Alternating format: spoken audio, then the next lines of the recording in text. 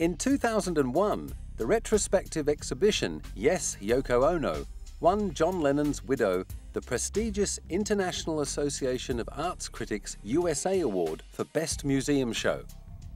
It told the story of a prolific artist, filmmaker, poet, composer, performance artist, and peace activist who'd gained international notoriety for her avant-garde work long before her famous hookup with John.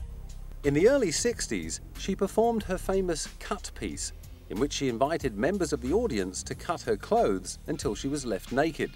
She'd also exhibited a collection of conceptual art, including her book Grapefruit. Grapefruit is a hybrid of orange and lemon. And I thought, I feel that I'm a hybrid. We all are in a way. But the hybrid aspect of my character and my background really felt good about.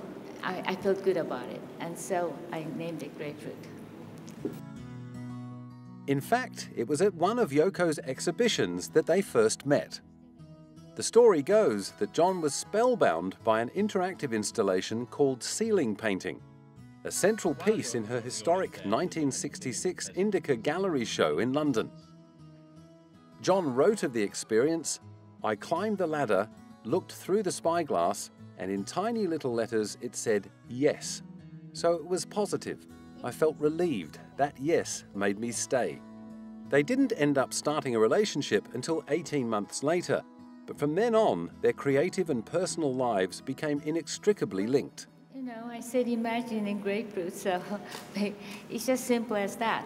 But also, John and I were both artists, and we were living together, so we kind of influenced each other. And the song Imagine embodied what we believed together at the time.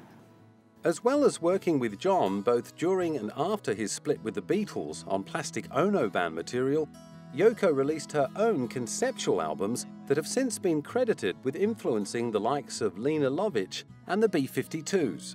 In 1980, it was Yoko's song Walking on Thin Ice that she and John were working on together before John's fatal shooting on the evening of December 8th. Walking on Thin Ice went on to become her first chart success. The following year, her album Season of Glass caused a sensation because of its cover photo, which featured John's blood-stained glasses next to a half-full glass of water. In 1995, she produced the musical New York Rock, made up of Broadway versions of her songs. More recently, she's released the collaborative effort Yes, I'm a Witch, which featured the talents of Peaches, the Flaming Lips, and the Polyphonic Spree. In an interview to promote the album, she was asked whether she was nervous about how the album would be received. But then fear of the public's perception has never been one of her weak points.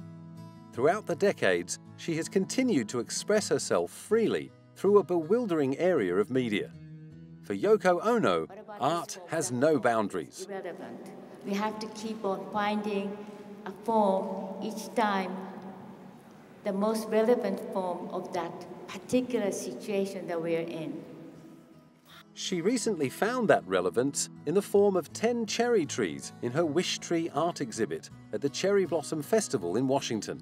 Part of her Imagine Peace project, the Wish Tree exhibit brought 10 new trees to different parts of the city, where the public can tie their wishes, creating collaborative blossom.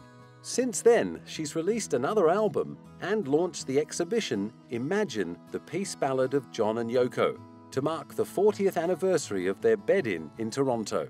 Now in her mid-70s, she's as passionate about her work as ever. To me is that it's a way of us communicating.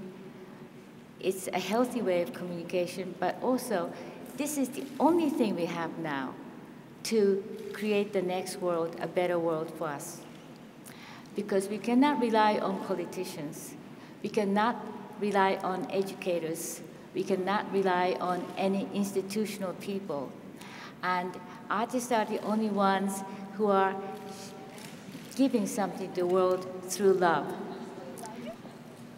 Art is love, and that's what we give to people.